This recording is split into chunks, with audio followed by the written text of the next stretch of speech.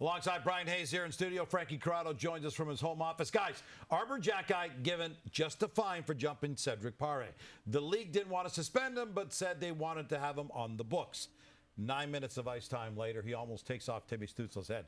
Hayes, what do you think of the message that the league is sending by the way they handled Arber Xhekaj? I think they're sending to the rest of the league that they got it wrong. I think they're sending it to the fans throughout the NHL, maybe outside of Montreal, that they got it wrong. He should not have been playing. You and I were talking about this earlier in the week. I think everyone in the hockey world was talking about this, and I understand people have different opinions. My opinion was quite straightforward. He should have been suspended. The fining system in the NHL, to me, is a complete waste of time. And you talk about the books. What are the books worth if ultimately they're subjective anyway? Ultimately, but he's it's up doing to George what the Montreal Parros. Canadiens have him in the lineup for. No, he's not. Is it Xhekaj's fault, or is it the league's fault saying that we're allowing the Habs to bring in a guy whose only job is to be the kind of physical player that Xhekaj is? That's not his only job. You can't play in the NHL in 2024 and only do that, get kicked out of the game every time you're playing. I mean, that's not his only job. But yes, it is on the league, absolutely, to get out in front of this. But the league is sending the message that they have no interest in doing that. And I think the league probably secretly behind closed doors loves this kind of stuff.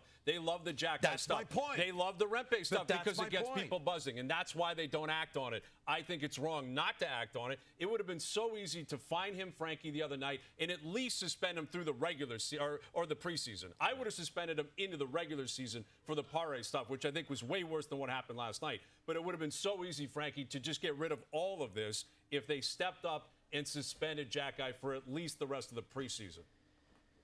Well, I guess that's part of the bigger issue is the suspensions or the fines that are laid down. They don't exactly deter a lot of the players from not doing these things again. You know, I go back to my time in the league. Brendan Shanahan at the time was the Department of Player Safety. He started handing down significant suspensions to players when it came to headshots, checks from behind, anything like that. So you kind of knew that if you were crossing the line, you were going to get punished for it.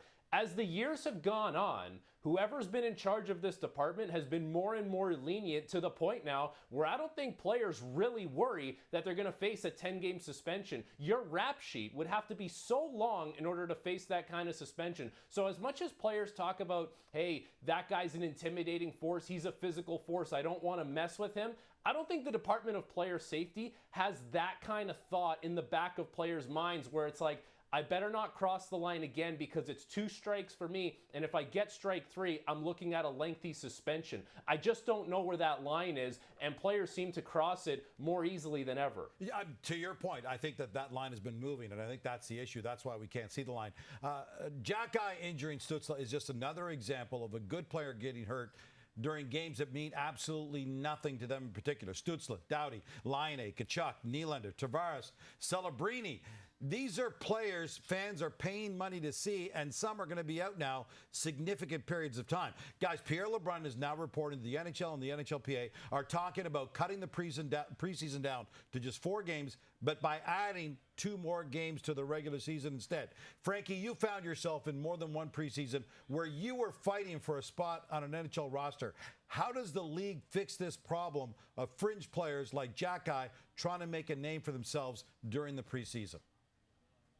Here's the thing, have the guys that are the bubble players that have something to prove, have them play the games. You know, you don't need your star players playing 4 to 6 preseason games. You also don't need the guys that have no chance of playing an NHL game this season, playing any games, quite honestly. They can go right to the AHL. You don't need these players that are filling out these roster spots just, you know, getting token games. But there are some battles that matter. And on every team, there's probably 1 spot up for grabs when it comes to making the team, and there's probably a few spots up for grabs as far as how your team is going to align. So there still is some importance when it comes to these preseason games, but maybe we can eliminate the discrepancy between the top players and the players that are, quite frankly, never going to play in the NHL playing in the same game. We can keep things a little more even when it comes to the roster disparity if we have less games and we just package the players up that have a chance of playing in the NHL this season. Well, a couple things on that. One, you can't bubble wrap players, right? You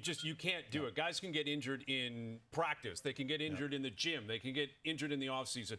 But the less of Injuries those are going to happen. preseason nothing games that happen, the less opportunity there's to get injured. Yes, and I think the NFL has probably set the way for that. The best players, like Frankie said, don't play. Austin Matthews doesn't have to play. Connor McDavid, they don't have to play. But there will be players on the team that will eventually have to fill out these rosters, and they could get injured. But I think the real detail here is that they're adding 2 games to the regular season. They're using this concern to make more money in the regular season. Like, where that's really what it is. get paid, unlike what happens Exactly, in the preseason. and that's another part of it. You think Drew Doughty, who's not getting paid to play in the preseason, wants to get injured like that? You think Patrick Laine, all these guys who just want to get to the starting line, but adding 2 games, that's not great for health of the players either. I mean, I'm very curious to see how the PA will respond to that, because they're going to want more money, and there probably will be more money if you get 2 more gates involved around the league. But listen, that's really what matters here if you're fans. More regular season games. In the end, even if they're using injuries during the preseason to get there, I think fans will be pretty happy with that. And it wouldn't be precedent setting, because for what it's worth, going to an 84-game schedule wouldn't be something new for the NHL. They played that many games for 2 years in 1993 and 1994 before switching to the current 82-game schedule.